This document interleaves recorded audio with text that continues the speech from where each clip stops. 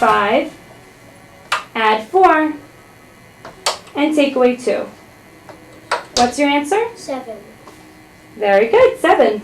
Clear your abacus. Young math wizards using centuries-old methods for mastering their numbers. Now, there's a scenario you've got to love. When your kid, who's been wrestling with math at school, finally gets it. It's a scenario playing out more often, according to the creators of a new program called Math Genie. It requires a whole lot more than 3 wishes, but once engaged, the promise is that your kid is going to do a whole lot better. Here to rub the lamp, so to speak, and reveal more about Math Genie are founder Mohit Jain and Regina Revich, a special education teacher in North Plainfield who also teaches the Math Genie program. So thanks to both of you for coming on board today. Mohit, let me go to you first because this was your idea. You came up with this concept. What was behind it?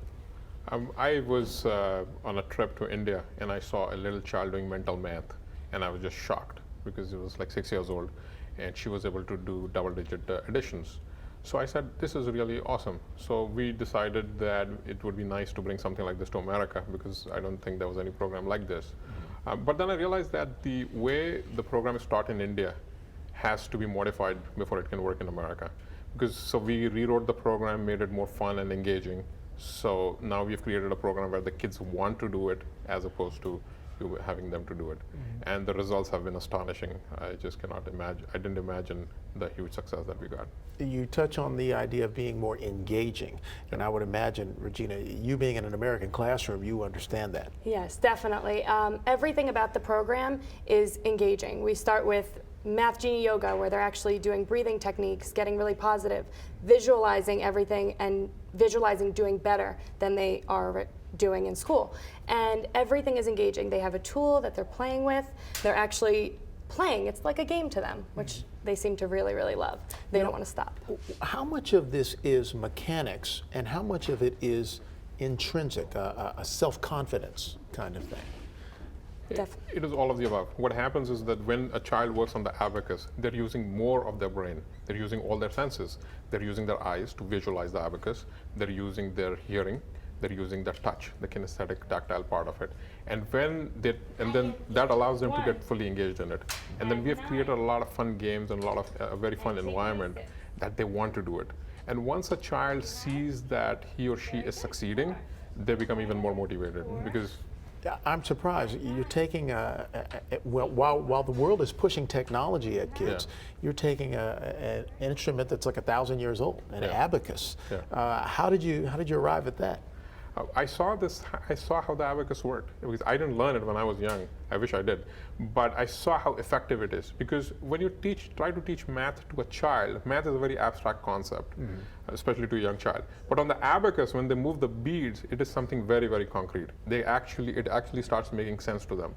Why 2 + 2 is 4? Because you're moving 2 beads and you're moving 2 more beads. So it really ingrains in their mind.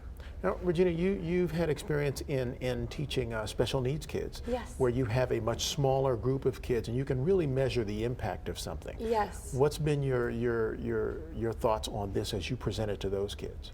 I've seen such differences in children that when you put 2 + 2 on a paper, some children just can't understand that concept of 2 + 2. It takes them a lot of practice with their hands and actually moving beads or moving, we count pennies in school, to actually understand the concept of 4 and the actual numbers of it.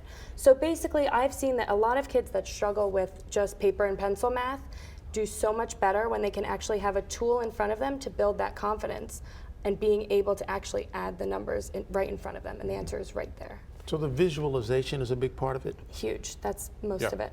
Yeah. If you look at anybody who's been super successful, like a Steve Jobs or an Einstein or an Edison, they all were visualizers. They all had visions of what they wanted to do before they started to do it. But we don't teach that in schools. So that's one of the main things that attracted me to the program when I started it. Have you been embraced by the conventional schools? We are speaking to a few school districts to get into and start introducing this to the special needs programs. Yes. That'll be the first start in those types of classrooms? Yes, I'm working right now with North Plainfield Public Schools, where I work with the supervisors of special education and math, and we're trying to bring it into the out-of-class resource, the pull-out classes first, to see how the kids react to it, and then hopefully pushing them back into the inclusive classrooms and using it there. We're going to follow up with you later in the school year to see how you do. Congratulations in getting it started. We'll see where it goes. Straight ahead on the show, we'll talk to a young lady who went through the Math Genie program. She'll share her experience with it after the break when 12 in Our Schools continues.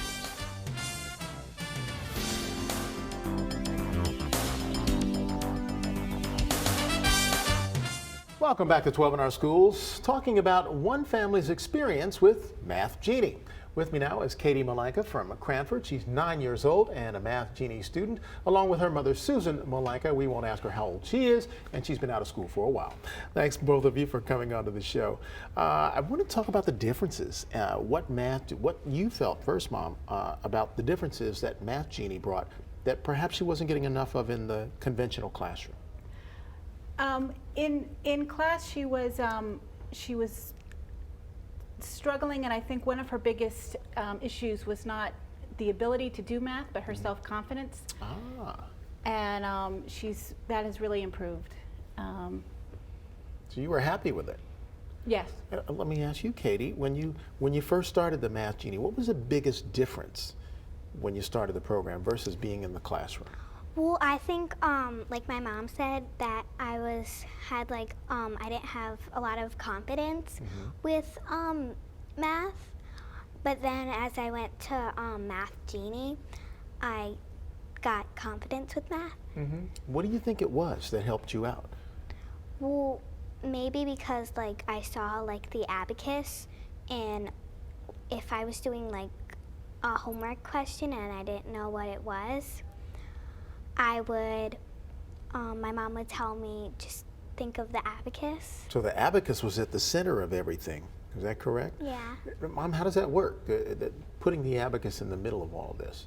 I think it helps her to visualize the answers so that she can see it in her head sometimes instead of, it connects the numbers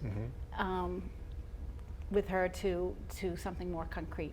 Were you surprised to see that an abacus, something as old as Rome, was being used in a modern day class to help kids? Definitely. It was just because it's something that's, pre-calculator, pre-everything to me. So it was different, but it's working for her. Wow.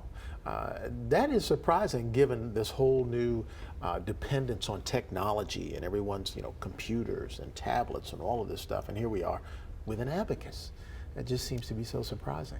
Now, you've been in it since June, Katie, Yeah. is that correct? If your friends' moms and dads were to come to you and ask you what you like most about Math Genie, what would you tell them?